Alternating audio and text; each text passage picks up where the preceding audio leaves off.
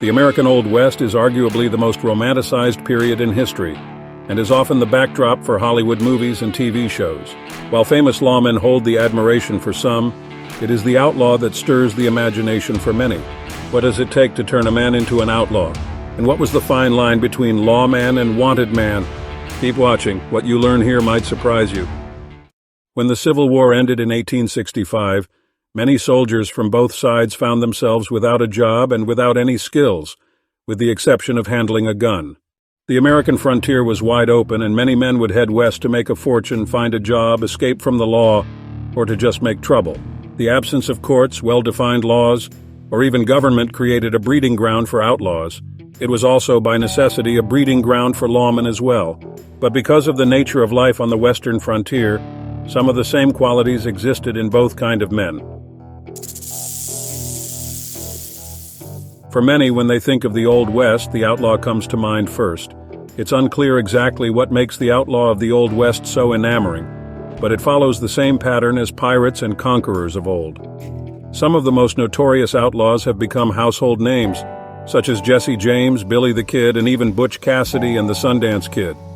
It might be surprising to learn that for many of these outlaws, life could have been very different. Butch Cassidy preferred to avoid killing, and even refused to shoot a guard that wouldn't open a safe. Billy the Kid was intelligent, loved by many, and even attempted to arrest Sheriff William Brady after he gunned down rancher John Tunstall. But life was hard and unforgiving in the Old West, and Billy never really had a chance. Although he was deadly with a gun, charming with the ladies, and popular for a time, he eventually met the same fate as did most outlaws, dead far too young in life. Of course, there was also the outlaws of the worst kind. Men like Jim Miller, who ironically was once a Texas Ranger, killed his grandparents at the ripe old age of 8. He became a psychopathic hitman, killing somewhere between 20 and 50 men before he himself was shot dead in 1908. The lawmen of the Old West were every bit as legendary as the outlaws. Men like Wyatt Earp are every bit as well known as even the most famous outlaws, and in some cases not quite so different. The name Wyatt Earp is often accompanied by that of Doc Holliday. Earp and Holliday continue to live on in the imagination of many for their participation in the battle at the OK Corral. While famous for acting as lawmen, each man was also known for behavior that would be more fitting for an outlaw. Holliday was a gambler and an alcoholic, and he was a fierce gunfighter. Although he only has 2 confirmed kills, no one knows the true number. It sometimes becomes difficult to separate the facts from the legend, but he always seemed to be on the side of the law when it mattered the most. Earp also had a troubled past, even once wanted for horse thievery. Although Earp was not the fastest with the gun, his fearless attitude and willingness to right much of the wrongs he witnessed gave him a reputation that nearly always preceded him. After the murder of his brother Morgan, Earp formed a posse and began a ride of revenge along with Doc Holliday. The first victim was Frank Stillwell, who was found riddled with bullets the next day. An arrest warrant for Holliday and Earp was issued, but never successfully served. They would go on to wage war on the Clanton faction, eventually killing by some accounts 6 or more men before completion. This was never an official law enforcement campaign, but merely a personal effort by Earp and his posse.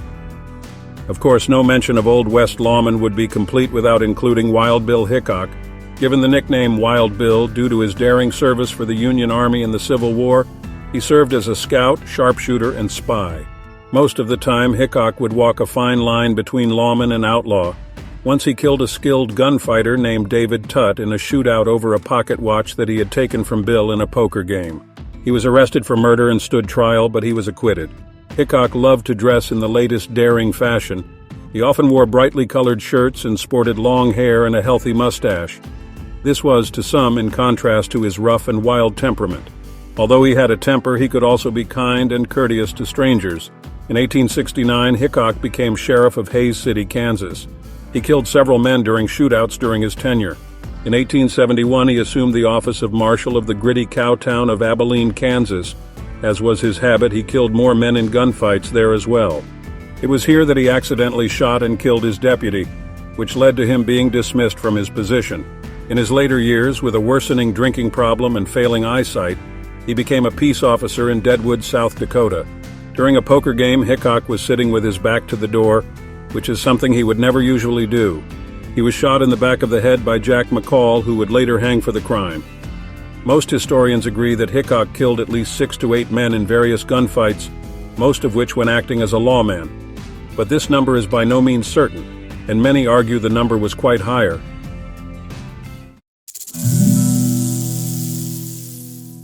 Because of the lawless nature of the Old West, the line between lawman and outlaw could be razor thin. When there was no real law to depend upon, some men would do what they thought was needed to keep the peace, legal or not.